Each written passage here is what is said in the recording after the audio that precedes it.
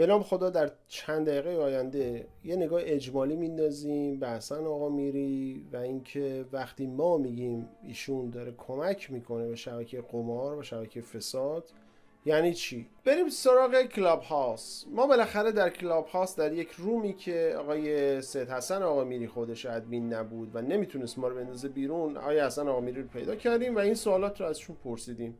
بریم ببینیم که ایشون چی پاسخ داده.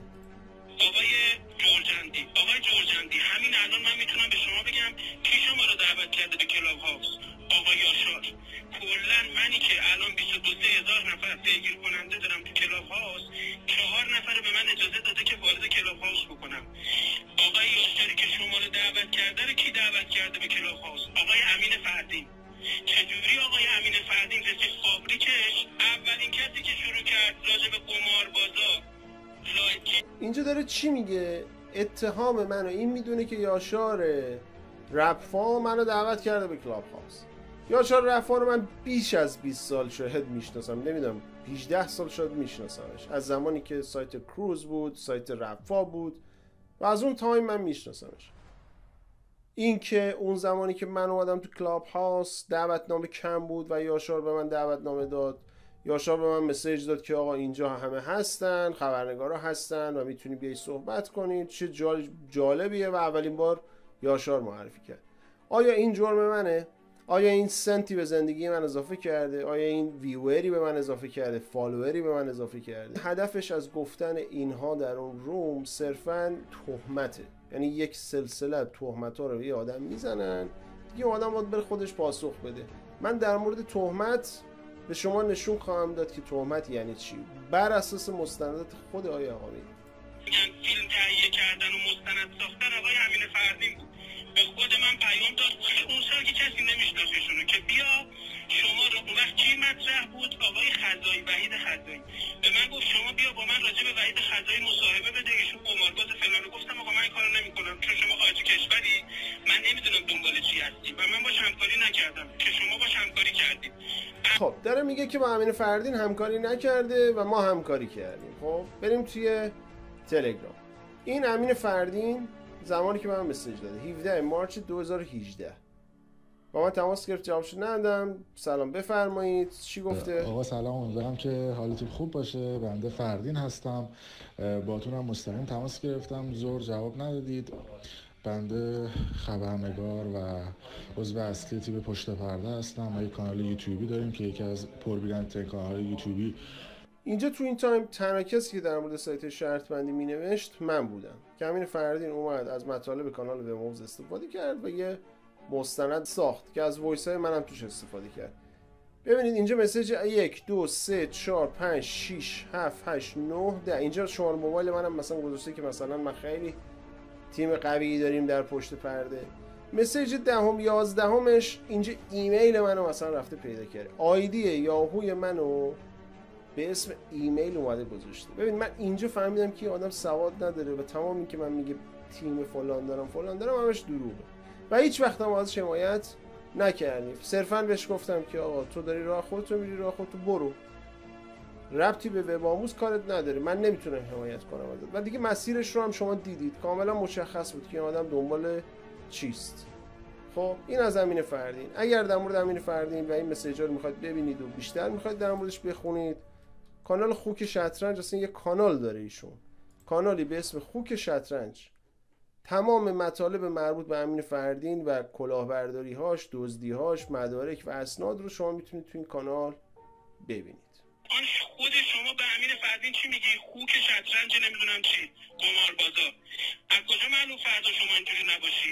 شما رو به من آقای صدرالساداتی معرفی کرد، گفت ببینید چه جور آدمیه، با من لایو گذاشته، ببین اگه میخوای باهاش صحبت کن. من اومدم صفحه وب آموز شما دیدم استوری کردی که ملت یه شماره کارت گذاشتید کمک کنید به من، نمیدونم چی میگم، بیت کوین به من بدید که من کمک کنید برای رسوا کردن چی. شما هم معلوم شماره حساب بیت کوین، یعنی این بنده خدا معنی دونیت رو نمیدونه. آیا واقعا دونیت رو نمیدونه؟ الان این کانال وب آموز، این هم دونیتی که ما گذاشتیم. تنها راه کمک به وب آموز دونیت و دونیت یکی از متعالی ترین روش های کمک از یک پروژه است که این به این مفهوم نیست اون پروژه گداست یا اون پروژه گیر کرده یا اون پروژه یه مطلبی رو وصل کرده به اینکه شما حتما بهش پول بدید. این با سابسکرایب فرق میکنه. این دونیت، مفهوم دونیت. خب حالا شما فکر میکنید که حسن آقامیری به عنوان یه آخوند و یه روحانی دونیت رو نمیدونه؟ نه خیر، ایشون خیلی خوب دونیت رو میدونه. اینجا ببینید مسجد جمکران دونیشن. خب یعنی آقایون روحانی آخوندها اصلا با دونیت زندگی میکنن، پس چون خیلی معنی دونیت رو خیلی کامل میدونه. اینجا هم خراسان رضوی رو دارید میبینید که به 6 زبان زنده و مرده دنیا صفحه دونیشن داره. همونطوری که گفتم هدفش تهمت زدنه، یعنی این کارش رو بلده، جوابی نداره بده، یه سلسله از تهمت‌ها رو ردیف میکنه. بیت کوین میگیری و پول میگیری که با فساد مبارزه بکنی، رفتی نشستی آمریکا میخوای با فساد در ایران مبارزه بکنی. تو ایران جوانایی هستن دارن با فساد مبارزه میکنن، نه از مردم پول میگیرن، نه از مردم بیت کوین میگیرن، نه هیچی. مگه ما داریم با فساد مبارزه میکنیم؟ بنده خدا اصلا نمیدونیم ما داریم چیکار میکنیم. اصلا کار به فساد نداریم. ما اگه پرونده کلاهبرداری ببینیم پیگیری میکنیم، هیچ ربطی هم به فساد نداره. افشاگری و مبارزه با فساد و اینا این کار وب‌آموز نیست. وب‌آموز صرفاً پرونده کلاهبرداری دنبال میکنه و البته حامیان کلاهبردارا که شما هستی آقا میری و منافعی داری رو هم دنبال میکنه.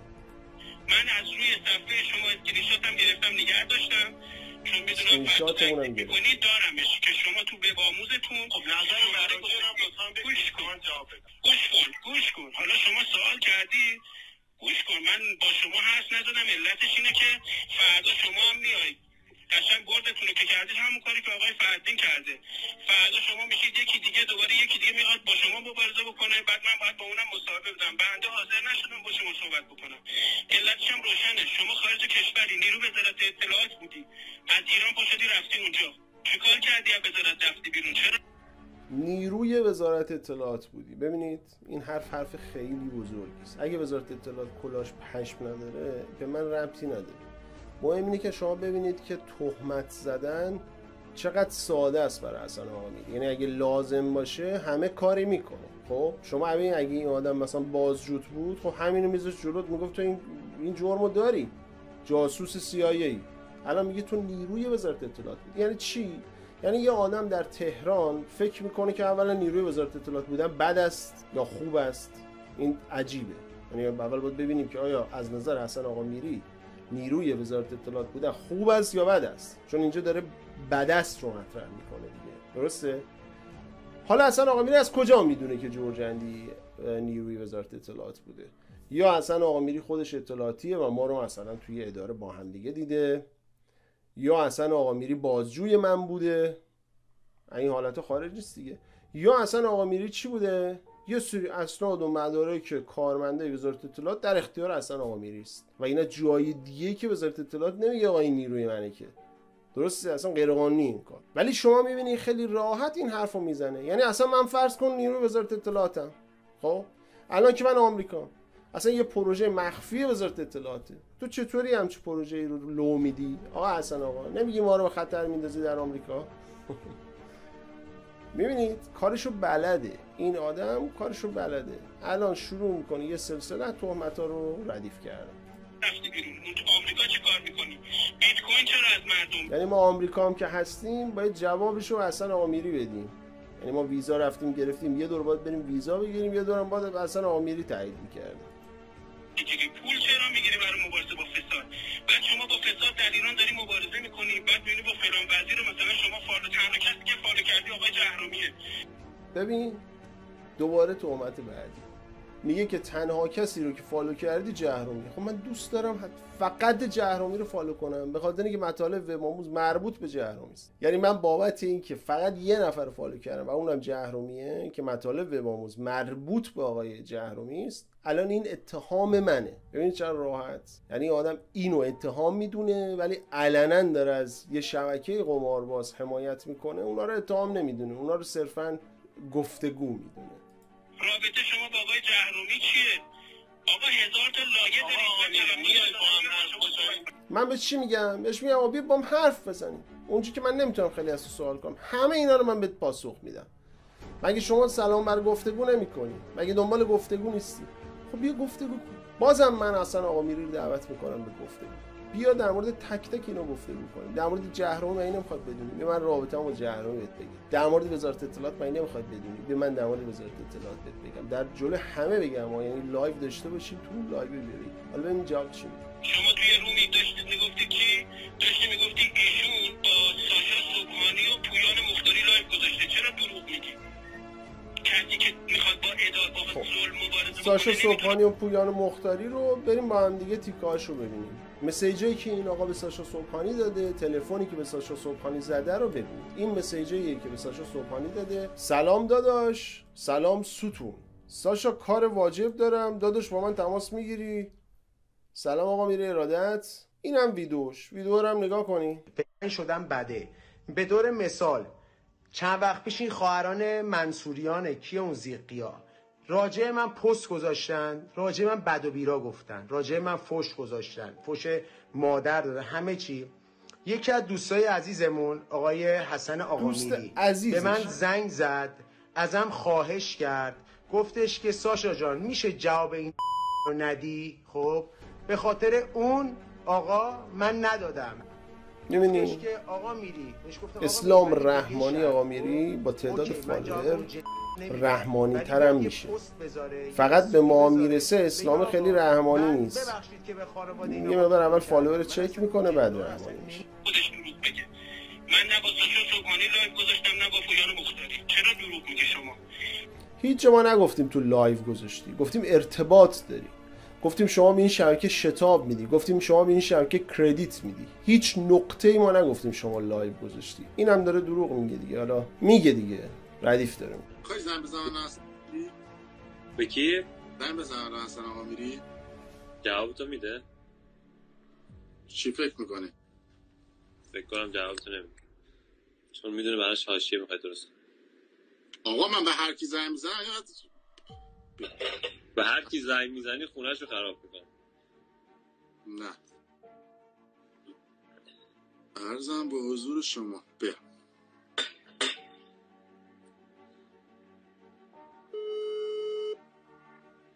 رد داد. سلام علیکم. سلام علیکم. حاج آقا چطوری؟ حاج آقا خوبی شما؟ سلامتی؟ حاج آقا خوبی؟ سلامتی؟ حاج آقا ما رو دور ننداز، ما از اوناش نیستیم. حاج آقا ما الان توی لایوی، من و آقای پویان مختاری در حال حاضر در لایو هستیم. ناقابل 66,000 نفرم دارن لایو رو میبینن. 67,000 نفر شد الان لایو.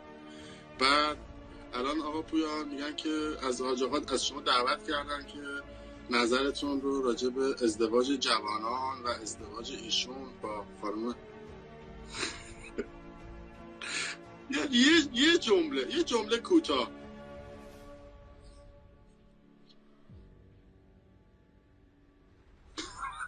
بذارید که رو اسپیکر ثبت کنم.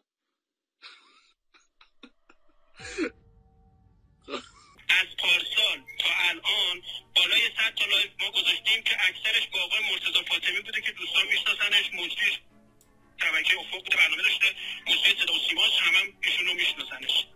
من کلا 5 تا لایو غیر این چیزا داشتم. یه دونش با اعلام بوده که توضیح دادم به بچه‌ها چی بود قضیهش، که ایشون هم قوانین جمهوری اسلامی رعایت کرد. اتفاقا از بعد لایو با من گفت من دیگه بتم تبلیغ نمی‌کنم. من اصلا تا اون موقع نمی‌دونستم بت چی هست. و بعد ایشون گفت من اصلا بت دیگه تبلیغ نمی‌کنم، دیگه هم تبلیغ نشه. یکیش با حسین توحی بوده که بعد از لایو با من هیچ ربطی به حرف من نداره. من به خودش هم گفتم جایی نشینه بگی من با آقا میری صحبت کردم اینجوری شد. تصمیم خودش بوده، ربطی به من نداره. ایشون سید حسین موسوی در است، مشهدی هم هستن، خانواده‌شون خیلی هم مذهبی هستن. از بعد از اون لایو هم اعلام کرد من نه دیگه مشروب میخورم نه بت تبلیغ میکنم. خب من توجهتون جلب میکنم به پست آخر آقا سید توحی که بعد از اون هم تبلیغ بت کرد در ادامه، و اینکه این سید که اون سید رو برد تو دستگاه اسلام رحمانی و تطهیرش کرد. میبینید که سید خیلی خوب تطهیر نشده و دستش، فکر نکنید که این مارتینیه تو دستش، خیر این یه آب معدنیه، فقط توی یه جام مارتینی داره ایشون میل میکنه. نه مسائل جنسی ترویج میکنم. نظر شخصی خودش بوده ها، ربطی به لایو با منم نداره. نظر شخصی خودش بوده این کارو کرده، ولی بعد از لایو من این اتفاق افتاده. یه دونه با امین فردین بوده و این دروغی که شما همینجا گفتین، ببین اول صحبتی که من با حالا چرا اصلا با امین فردین صحبت کردم اون بمونه چون آبرو افراد پیش من کار نره، ولی صحبتی که چرا با امین فردین ایشون لایو رفته؟ ایشون گفته که من با امین فردین لایو رفتم چون امین فردین قرار بوده آبروی یه مؤمن رو ببره و گفته که اگر بیای با من تو لایو من آبروی مؤمن رو نمیبرم. بهانه پشت بهانه. آیه سید حسن آقا میری تا کی این بهانه ها؟ چه جماعتی هستن که حرفای تو رو باور میکنن؟ تو رفتی تو لایو با این اصلا دعواش کردی، درسته؟ مگه این کار نکردی؟ ادامه‌شو گوش کنی. کردم اول لایو بهش میگم آقای فردین اسم هیچ شخصی رو نمیاری، تو چرا این کارا رو میکنی؟ میگه من میخوام با ریا مبارزه کنم. میگم آفرین، مبارزه با ریا ما هم هستیم، اما روش تو من قبول ندارم. بنده تا الان تو همون لایو هستین ها، برو به نگاه بکن قشنگ. من میگم من تا الان همه این آدما رو باشون لایو میره رفته، روششون رو ولی قبول نداشته. اگر هم طرف فاسق بوده توی دستگاه الهی ایشون تطهیر شده. خب فقط به جرجندی که رسیده، جرجندی مشکلش چی بوده؟ 1000 تا لایه داشته و ایشون دیگه نمیتونست اون لایه ها رو باز کنه. دونه برنامه از شما تماشا نکردم، برنامه پشت پرده تو. چرا؟ میگم چون آبروی افراد توشه. چیزی که آبروی افراد توشه من اصلا آبروی افراد هم برای آقا میری مهمه. اگر خاطرتون باشه این پست رو هم توی اینستاگرامش گذاشت بعد از فوت خانم نامداری و اینجوری به همه مردم ایران هم توهین کرد که آقا همه شما مقصرین. خب حالا گوش کنیم تا من برسیم به کانال آقا میری. ربا مبارزه بکنم، من نیت تو قبول میکنم، اما روش تو بهش ندارم. شما به روش تعصب داری، میگه نه من تعصب نمیگم. آفرین، پس راجع به روشت برو فکر کنی. روش درستی نیست. یه مدت دلیل داشت فالوش کرد. مدتی که ما میگفتیم آقا اینو فالو کردی کاملا دلیل داشت، بعد یهو دوباره متوجه شد آنفالو. بهش پیام دادم، ایشونو آنفالو کردم. گفتم آقا من نمیتونم شما رو فالو داشته باشم، شما با آبرو افراد فرقیدی، منم نمیخوام هی واسطه بشم برای این برای اون. چی شما میگفتی چی؟ میگفتی آره اونجا هم که باش صحبت میکنه اصلا تکذیبش نمیکنه. ببین کسی که دنبال دروغ میگه، اینا رو دروغ میگه. ما هیچ وقت همچین حرفی نزدیم. فقط گفتیم شما همین که تو اون لایو بودی، همین که با این آدما لایو میذاری به مفهوم تاییدشونه. دلیل این که شما با هر آدمی که چند میلیون فالوور داره لایو میذاری چیست؟ اینو به مردم بگو آقا میری. البته من امروز این رو خواهم گفت. من داشتم گفتم نکنه این آقای جرجندی نیتش خالص بوده، من باش همکاری نکردم. وقتی دیدم راحت دروغ میگی، راحت تهمت میزنی به من، گفتم خب الحمدلله پس معلومه اینم دنبال حقیقت نیست. اگه دروغ نمیگی آقا میری، اگه تو تشکر. خیلی بریم یه سر به کانال آقا میری بزنیم ببینیم که تو کانال ایشون چه خبره. خب این کانال آقای سید حسن آقا میری 36k تقریبا 37k سابسکرایب داره. بیایم تو ویدیوهاش ببینید. ویدیوها نورمال چند کا داره ویو میخوره؟ 32 9 9 21 30 10 20 18 18 28. یهو یه ویدیو میشه 240k. چرا؟ داره در مورد کی میگه؟ خانم آزاده نامداری. ببینید شما با یه آدمی طرفین که رسانه رو خیلی خوب میشناسه، با یه آدمی طرفین که یوتیوبره، با یه آدمی طرفین که داره از این کانال پول در میاره، داره دلار از این کانال در میاره. پس لازم داره که سوار بر حاشیه بشه. حاشیه رو کی براش درست میکنه؟ فالوور کی براش میاره؟ امین فردین، بچه اینستاگرام. شما تفاوت ویو فقط ویدیوهای پرحاشیه رو ببینید. ببینیم ویو بعدی کدومه. حسن آقا میری مافیا. اینجا داره در مورد کیا صحبت میکنه؟ دقیقاً در اوجی که پلیس داشت با قماربازا مبارزه میکرد، حسن آقا میری یه ویدیو ساخته به اسم مافیا. دزدی که بانک‌های قانونی مملکت ما از مردم کردن در تاریخ بی‌نظیره و تورمی که همین بانک‌ها درست کردن تو این مملکت در تاریخ بی‌نظیر. دنبال 4 تا دل دزد می‌گردی تو این کشور و اون کشور. دقیقاً در زمانی که رد نوتیس قماربازا صادر شده بود، میلاد حاتمی رو داشتن برمیگردوندن، حسن آقا میری اینو بود. فکر میکنید حامی این ویدیو و بازپخش این ویدیو کیا بودن؟ امثال دنیا جهانبخت. ببینید استوری خانم جهانبخت رو. بانکامون رسمی هم مردم دارن دزدی میکنن، اموالشون رو مصادره میکنن، وامای تخیلی میدن به مردم، بر جریمه 200 تومن چجوری شده 2 میلیارد قسطشو ندید و مردم خب این چیزا رو دوست دارن. گفتگوی زنده حسن آقامیری و حسین. آیا حسین رحمتی الان تقریبا بیش از 1 سال نیمه که سایت قمار داره، هنوزم داره. بعدی کدومه؟ لایو جنجالی ایشون با اهلام 298 کاو برای آقای حسن آقامیری ویو داشت. هر ویو دوستان چند سنت به جیب آقای حسن آقامیری، یعنی همین ویدیو به تنهایی احتمالاً تا حالا بین 10 تا 20 هزار دلار برای حسن آقامیری پول داشت. بریم پایین. بعدی سید حسن آقامیری و امین فردین. خب بریم این ویدیو رو ببینیم. این ویدیوی ایشون با امین فردینه، همون ویدیویی که ادعا میکنه امین فردین رو نصیحت کرده که امین فردین این کارو نکن اون کارو بکن و امین فردین هم ایشون رو مجبور کرده به این ویدیو. ایشون الان با این قیافه خندونش مجبوره. چرا؟ چون امین فردین میخواسته آبروی مؤمن رو ببره. تایتل ویدیو رو ببینید: پرده برداری از زندگی سلبریتی ها، گفتگوی جنجالی با امین فردین. ادورتایز اولش رو دیدین؟ تعداد تبلیغات روی ویدیو رو نگاه کنید. این تعداد تبلیغات این ویدیوه. ببینید من اگر یک مصاحبه‌ای با یه آدم دارم که مجبور بودم مصاحبه رو انجام بدم، قاعدتا دیگه بازپخشش نمی‌کردم. حالا اصلا فرض کنید من برای درس عبرت دیگران سخنان گرانبهای خودم رو میخوام بازپخش کنم. خب این تایتل رو نمیذاشتم براش. فقط یه آدمی که فکر میکنه با دسته احمق ها طرفه از این کارا میکنه، تهش هم میاد میگه من داشتم نصیحت میکردم. سید حسن آقامیری پرده برداری از زندگی سلبریتی ها، گفتگوی جنجالی. من تفاوت بین حسن آقامیری و امین فردین اینه که حسن آقامیری با سلاح دین داره سر ما رو میبره. این امین فردین خب تکلیفش معلوم. من هیچ فرقی بین این دوتا نمیبینم. حتی حسن آقامیری رو خطرناکتر میدونم. حسن آقامیری چون از زاویه دین داره با موضوع برخورد میکنه قطعا خطرناکتر. حالا بریم ببینیم حسن آقامیری نظر ایشون در مورد تهمت زدن چیه. شما دیدید دیگه، سلسله مراتب. تو اطلاعاتی هستی، اطلاعات بود، کارمند وزارت اطلاعات بودی، خب این همه تهمت دیگه. بریم ببینیم ایشون نظرش اصلا این چیزا دفاع نمیخواد. این چیزا دفاع نمیخواد، چون اونی که تهمت میزنه تو 30 ثانیه تهمت میزنه. شما اگه بخوای بری توضیح بدی 3 روز باید توضیح بدی و اتفاقی که تو ذهن مردم میفته میدونی چیه؟ 1% شک میکنن تازه به شما. میگه یه بار گفتی باور کردم، 2 بار گفتی شک کردم، 3 بار گفتی یقین میکنم داری دروغ میگی. من میخوام بگم نندازنتون تو تکرار دفاع از خودتون که بعد یه ذهنیت غلطی درست بشه که بابا اینا راست نمیگن. ببینین تهمتو بلده، میدونه تهمت چه کار بدیه، ولی اگه لازم باشه اگه گوشه رینگ گیر کنه تهمت میزنه. هیچ مشکلی نداره، هیچ منعی نداره، هیچ دین و مذهبی، هیچ اخلاقیاتی ایشون منع نمیکنه از اینکه تهمت نزنه. لازم باشه حتما این کارو میکنه. دفاع نمیخواد. داداش شما یه خبر دادی آقا بنده محکوم شدم به یه زندانی، خبر بدونی که فردا اتفاقی افتاد نگید خوشی زد زیر دلش جمع کرد رفت.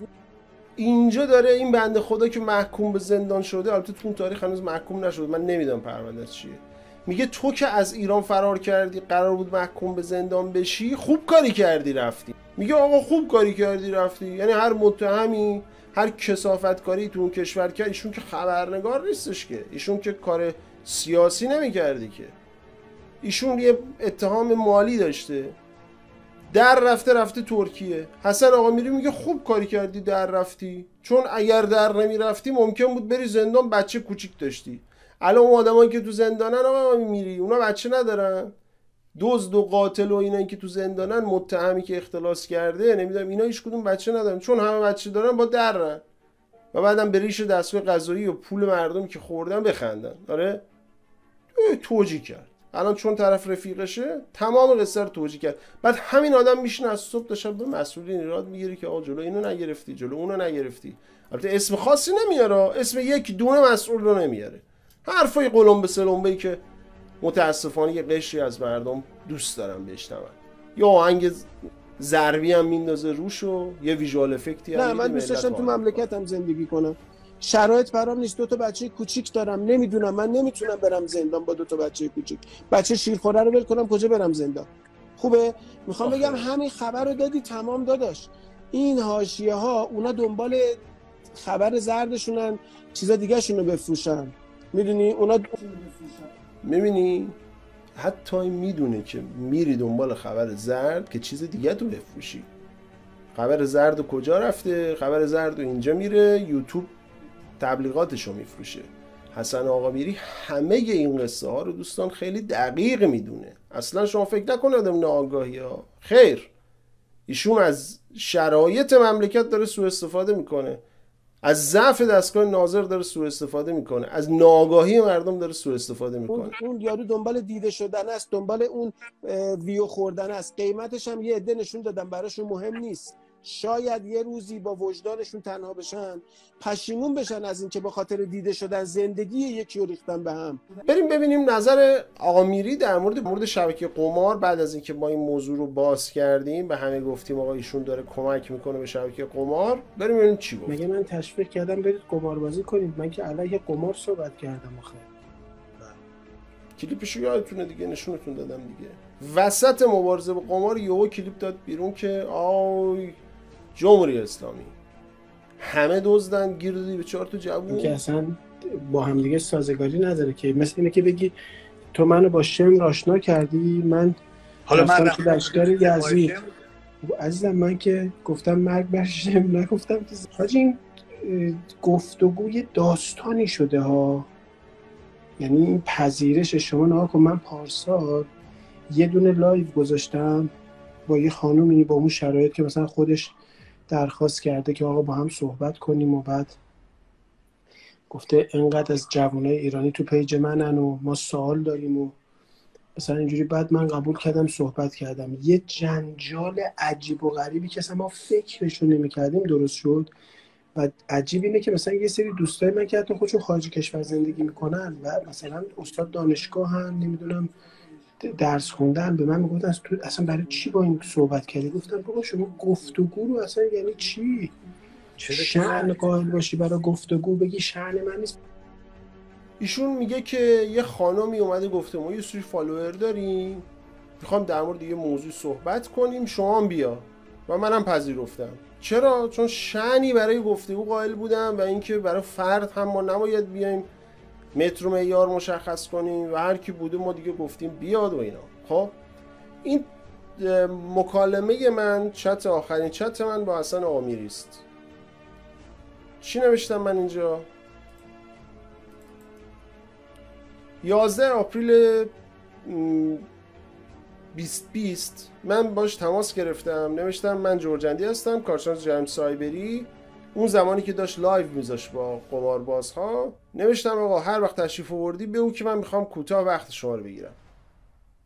بعد باش تماس گرفتم، ساعتش هم مشخصه، تقریبا یک ساعت و نیم باش صحبت کردم، توضیح دادم شبکه قمار داره چیکار میکنه و بعد هم کانال تلگرامم رو بهش معرفی کردم. میبینید که هیچ جوابی نداده، نه خوب نه بد نه آره نه خیر. خب بعد از اون 7 می بهش گفتم که آقا من بازم فکر کردم که این بنده خدا احتمالاً در جریان نیست داره چه اتفاقی میفته. همونطور که با بقیه داره لایو میذاره، من که نمیتونم برم به پویان مختاری بگم بیا لایو بذاریم حرف بزنیم. گفتم خب ایشون روحانیه، مذهبیه، حتما میفهمه و اینستاگرام هم یه بخش عمده ای از اینستاگرام فالوور ایشونه.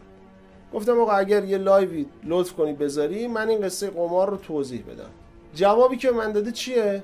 سلام، هر وقت تشریف آوردی ایران با هم صحبت میکنیم. یعنی لایو با منو ماکول کرده به تشریف در ایران، ولی این کارو با بقیه نمیکنه. ایشون دستگاه رحمانیش برای توهی اینجوریه که میگه ایشون سیده، میره تو دستگاه میاد بیرون، پاک میاد بیرون، قول داده دیگه این کارو نکن. حالا در انتها آخرین صحنه از دستگاه رحمانی حسن آقامیری رو هم با هم دیگه ببینیم که اینجا دیگه اوج تطهیر دستگاه رحمانی حسن آقامیری است. اینجا در روم کلاب هاست که یکی از دوستان رکورد کرده، حالا غیرقانونی ولی در هر حال تو یوتیوب در دسترسه، میتونید ببینید. تتلو اومده توجیه کرده که اگر ریحان پارسا لخت شده تو اینستاگرام به این مفهومه که ایشون بی پوله داره این حاشیه رو درست میکنه که بعدا سایت شرط بندی بزنه و بعد پول در بیاره. و اگر اون لخت شده و شرایطش اینه و بی پوله، مقصر شمایید. باید برید ببینید مشکل کجاست. حالا هیچ کس نیست که جواب این بند خدا رو بده که برو گارسونی کن، برو حمالی کن، برو عملگی کن. مگه حتما باید پول تو از سایت قمار در بیاری؟ مگه حتما پول تو باید از جیب مردم در بیاری؟ خب کسی نیست جواب امیر تتلو رو بده. امیر تتلو رفته بالا منبر، همین اراجیف رو ردیف کرده، پشت سرم گفته و همین حرفا که همیشه میزنه که من آقا نمیدونم کاست دادم بیرون، من نتونستم تو ایران کار کنم. خب نده بیرون. نمیتونی کار کنی، خیلی‌ها نتونستن تو ایران کار کنن. خود من نتونستم تو ایران کار کنم. آیا حق دارم دست کنم تو جیب مردم؟ چه بهانه‌ای که تو داری برای خود درست می‌کنی؟ اون آقایونم که دارن کسافت کاری میکنن، هر کدومشون یه 40 تا این بهانه‌ها دارن. انقلاب بود نتونستیم درس بخونیم، الان دکتریم. نمیدونم این یارو رفیقمون تو جبهه بوده پس الان میتونه دزدی کنه. این حرفا زیاده. امیر تتلو در ادامه فحش میده و اینا از روم میندازنش بیرون. من فحششو سانسور میکنم، میرم جلوتر ببینید که حسن آقا میری چه ماله‌ای برمیداره من میکشه. یعنی فقط سطح ماله دوستامون، شما اگه بری عادی صحبت کردن قدیمیامون رو ببینی، احساس میکنی که اینا آدمای بیادبیان. یعنی این بند خدا برای اینکه فوش خار مادر دادن امیر تتلو رو توجیه کنه و از اون یه شخصیت مثبت بسازه که مبادا خدای نکرده حمایت طرفداران امیر تتلو رو نداشته باشه، آبا اجداد خودش رو نابود کرد. این روستای شما کجاست که فوش خار مادر میدن های آقا میری؟ ما هم بچه روستاییم. در کدوم روستا فوش خار مادر باب بوده که شما بچه کدوم کشوری، بچه کدوم روستایی؟ چرا گل به صورت آوا اجدادت میمالی به خاطر مال کشی؟ آخه این دنیا چه ارزشی داره که تو به خاطرش حتی اجدادت رو خراب کردی؟ یعنی اینا به هم فوش خار مادر میدادن؟ یعنی شما یه دعاتی داری که همه همدیگه رو با فوش خار مادر صدا میکنن؟ کلماتی رو به کار میبرن که الان تو فرهنگ الان ظاهری ما قبیحه، اما اونجا تو ادبیات اونا، تو فرهنگ اونا معنای قبیح نمیده. این لایو رو ببینید، این لایو تاریخی است که این آدما کنار هم نشستن. همچنان امین فردین رو میبینید ور دل آیه سید حسن آقا میری. یک بار توی همین روما برنگشته بگی آیه پویان شما حق نداری دست تو جیب مردم بکنی. آیه امیر تتلو توجیهی نمیتونی بکنی برای دست تو جیب مردم کردن. اگر جمهوری اسلامی بد است، اخ است، هزار یک چیز است، به این مفهوم نیست که تو اجازه داری دست تو جیب مردم بکنی. آقا میری برای دیده شدن و چرخیدن چرخ یوتیوبش هر کاری میکنه دوستان. شهرت درد بدی است و شما وقتی که به شهرت برسی، برای اینکه تو شهرت بمونی، برای اینکه بتونی از شهرت پول در بیاری، هر کاری میکنه. حسن آقا میری عسل فروش نیست. حسن آقا میری یوتیوبره. موفق باشید، مراقب خودتون باشید. بقیه‌اش دیگه میخوای به چشمون غزل خون میرسی، خودتو نگهدار وقتی ای دل به گیسوی پریشون میرسی، خودتو نگهدار.